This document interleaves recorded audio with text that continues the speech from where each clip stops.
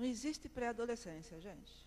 Não existe isso aí. É uma invenção do mercado. Né? É uma invenção do mercado. O que existe é uma expressão de língua inglesa que fala em pré-puberdade. Pré-puberdade faz sentido. Porque antes da primeira menstruação e antes da primeira ejaculação, o corpo timidamente tem que fabricar algum hormônio para provocar a primeira menstruação e a primeira ejaculação. Após esse fenômeno da primeira ejaculação e da primeira menstruação, aí entra o período da puberdade. Os hormônios começam a ser fabricados mais intensamente. Né? Pré-adolescência é o mesmo que abortar a infância. Não. Né? Chamar filho ou aluno de pré-adolescente seria o mesmo que eu te dizer que vocês são pré-velhos. A gente não é alguma coisa que será. A gente não pode ser definido por aquilo que um dia a gente será. Então, por enquanto, vamos ficar com crianças e adolescentes que já está de bom tamanho, né? Aliás, vamos lutar para que a gente tenha crianças e adolescentes, porque hoje a gente tem mini-adultos com 8 meses, tem mini-adultos com 4 anos, mini-adultos com 12 anos, mini-adultos com 15 anos e adolescentes de 42.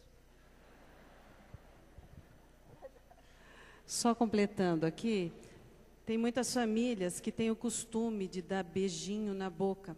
Pai, mãe com filho, né? E para a criança, para ela, passa também a ser normal, ela muitas vezes quer beijar todo mundo na boca, ela repete aquele modelo que ela tem.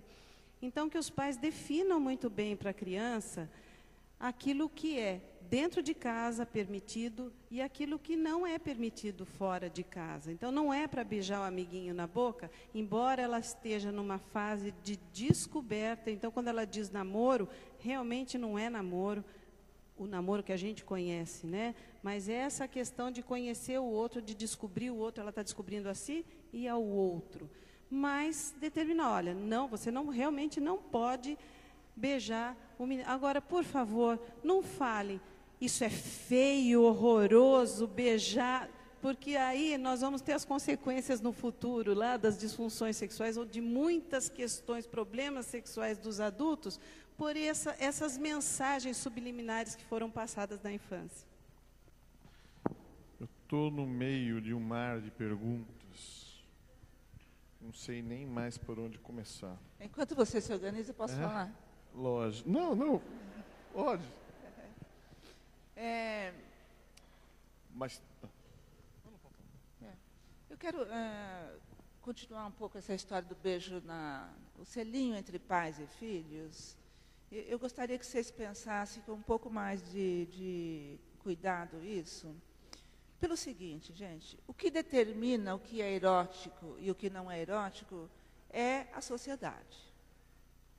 No Brasil, o beijo na boca é erotizado. Em outros países, em alguns outros países, não é.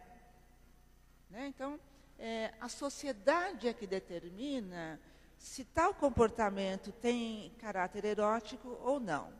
Até o momento, no Brasil, beijo na boca, inclusive o selinho, é erotizado. Quando a gente, na família, né, adquire esse costume, é muito difícil que a gente consiga manter a criança no âmbito no limite da família. Porque criança não sabe guardar segredo, né? E a criança não sabe muito bem aquilo que ela é introduzida. Ela simplesmente vê, né, que o pai a beija na boca, a mãe a beija na boca, e na rua e na novela ela vê namorados beijarem na boca. E aí, estruturalmente, pode começar uma grande confusão na cabeça dela. Né? Então, existe dois tipos de amor, o amor de amigo e amor de amante. E no Brasil, por enquanto, beijo na boca é amor de amante. Mas também acredito que tem uma coisa assim. A criança sabe que ela pode chegar em casa e abrir a geladeira. Mas ela sabe também, e isso é através da educação, a importância da educação, que ela vai na casa do amiguinho, ela não vai abrindo a geladeira.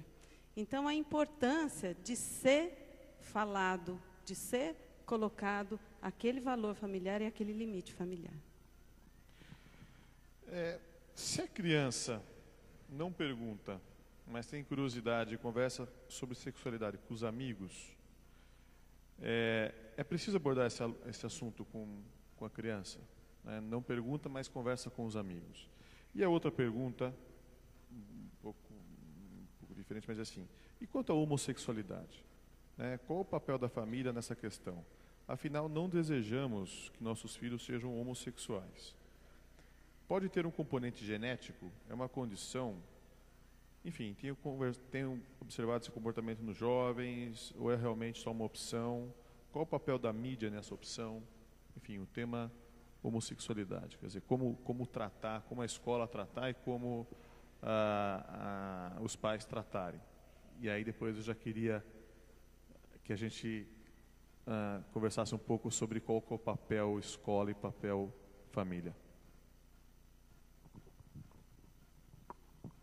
Bom, a primeira pergunta era em relação se o filho não se manifestou com a família, perguntas relacionadas à sexualidade e conversa com os amigos. As crianças geralmente abordam os assuntos de sexualidade de muitas maneiras. Como eu falei para vocês, como nós falamos com vocês, a questão de sexualidade vai muito além do ato sexual. Mas as questões, quando a criança está vendo, e vamos voltar para o animalzinho lá, né? Ela está vendo que teve cria e que tem um animalzinho, ela está falando em sexualidade. Quando ela vê o papai e a mamãe se beijarem, elas estão falando em sexualidade. Quando elas começam a descobrir que ela é menininha e ele é menininho, e ele tem pênis e ela tem vulva, ela tá falando sobre sexualidade quando ela faz essas perguntas, né? Então deve-se falar assim, porém, se a criança não fez nenhuma pergunta, ou se você não entendeu como pergunta, ou não ouviu, ou não percebeu que ela fez algumas perguntas para você até os 8 anos de idade, a partir dos 8 anos de idade, senta com teu filho, vai numa livraria, aproveita, faz um passeio, estão juntos, esteja numa livraria. Tem tantos livros infantis que são bacanas, que são interessantes, são educativos, são muito bons. Compra, senta junto, conversa, começa a discutir, começa a falar do corpo. E a partir daí, a criança vem mesmo. Se ela perceber uma abertura em relação a esse assunto, ela vem. Porém, se você não se sentir bem para falar sobre esse assunto, seja claro. Fala, olha, nossa, eu tenho uma dificuldade tão grande em conversar sobre isso, eu não tive essa educação, eu não tive isso daí, eu não tive esse papo. Conversa da sua dificuldade e vou procurar um livro, eu vou procurar uma ajuda, eu vou procurar alguma coisa que a gente possa conversar e possa saber sobre isso. Eu acho que, se não falou até 8 anos, comece a conversar sobre esses assuntos. E lembrando de responder sempre dentro daquilo que a criança pergunta, não precisa ir além, né? E nós temos ido muito além, né? Falta bom senso, falta medida, equilíbrio no mundo atual, porque a gente fica ou muito aquém ou vai muito além, né? Vou contar uma cena que eu testemunhei, que eu acho maravilhosa, porque é didática, né? Eu estava numa praça, sentada, uma praça em que os pais levam os filhos pequenos para brincar, um lugar legal em São Paulo. E tinha uma mãe com um filho de, acho que tinha 3, 4 anos, mais ou menos, imaginei eu, né?